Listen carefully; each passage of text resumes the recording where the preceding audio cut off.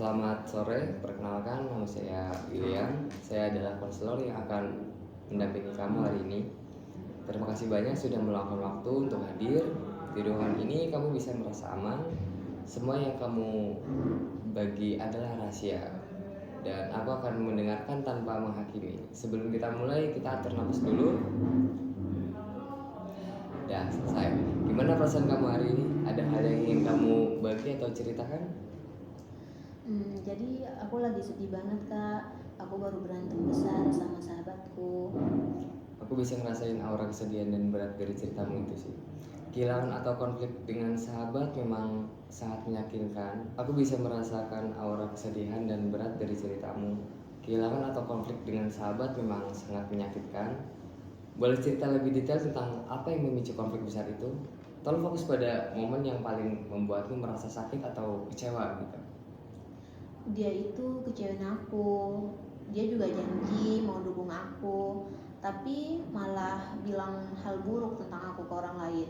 Jadi aku itu marah, sedih, dan merasa dihianati sama dia. Oh, itu pasti terasa seperti pukulan sangat telak sih.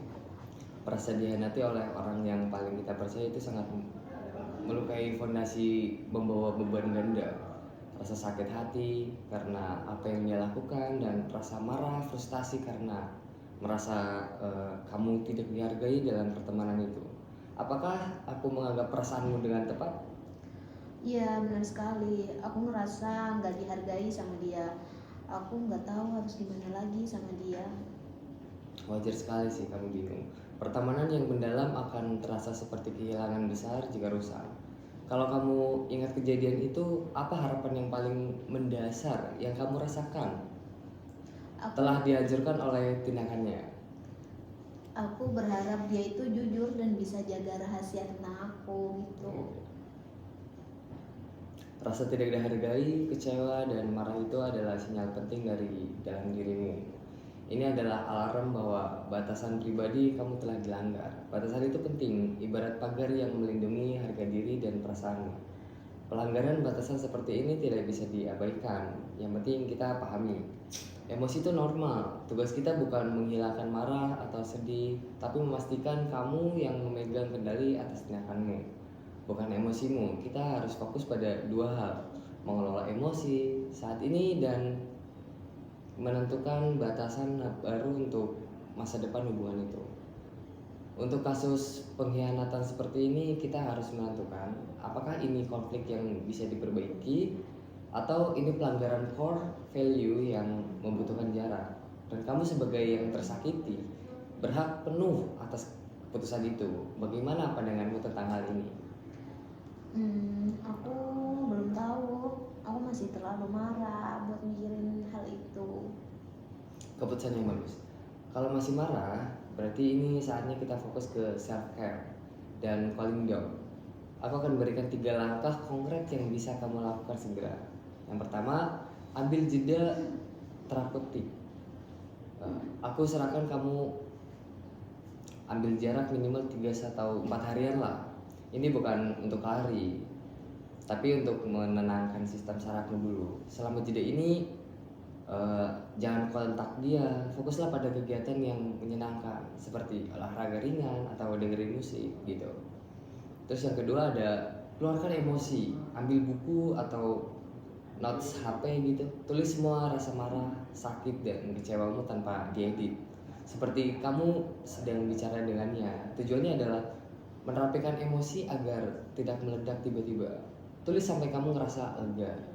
Nah, yang ketiga ada tentukan kebutuhan. Setelah tenang, tanyakan pada dirimu sendiri, apa yang aku butuhkan agar pertemanan ini bisa sehat gitu. Apakah aku butuh permintaan maaf yang tulus? Apakah aku butuh kejujuran yang lebih? Gitu. Nah, dari ketiga langkah ini, jeda, menulis atau menentukan kebutuhan mana yang paling realistis kamu terapkan mulai hari ini. Kayaknya sih aku butuh jeda terapeutik sama menulis kak. Itu menurutku yang paling aku butuhkan untuk sekarang. Luar biasa. Jeda dan journaling adalah kombinasi yang kuat untuk memproses kekecewaan. Jadi ini rencana sederhanamu selama seminggu ini ya. Senin sampai Kamis terapkan jeda fokus ke dirimu. Setiap hari luangkan 10 menit untuk menulis semua perasaanmu yang muncul. Di Jumat setelah lebih tenang, coba pikirkan apa batasan baru yang harus aku sampaikan ke dia jika kami bertemu lagi.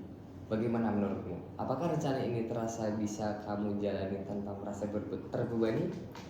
Iya bisa, aku akan coba. Bagus sekali. Aku bangga kamu sudah mengambil langkah ini. Sebelum kita tutup sesi ini, aku ingin tahu, apa satu ising bentar, apa itu ising apa sih? Insight. Oh, Berarti dari bagus sekali Iya. ya. 1, 2, 3, action. bagus sekali.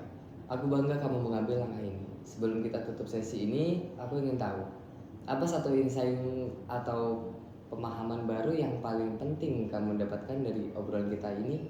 Gimana perasaan kamu sekarang dibanding saat pertama kali kamu duduk di sini? Aku jadi lebih ngerti kalau rasa sakit itu karena batasanku dilanggar, bukan karena aku lemah. Dan sekarang aku tahu langkah apa yang harus aku ambil. Jadi aku merasa lebih tenang dari sebelumnya. Tepat sekali. Kamu kuat dan kamu berhak menentukan siapa yang pantas berada di lingkaran terdekatmu. Sesi kita selesai untuk hari ini.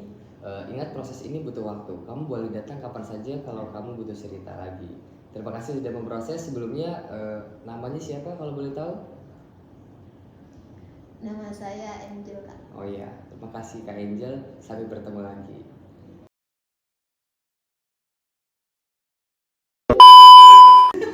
Ulangi.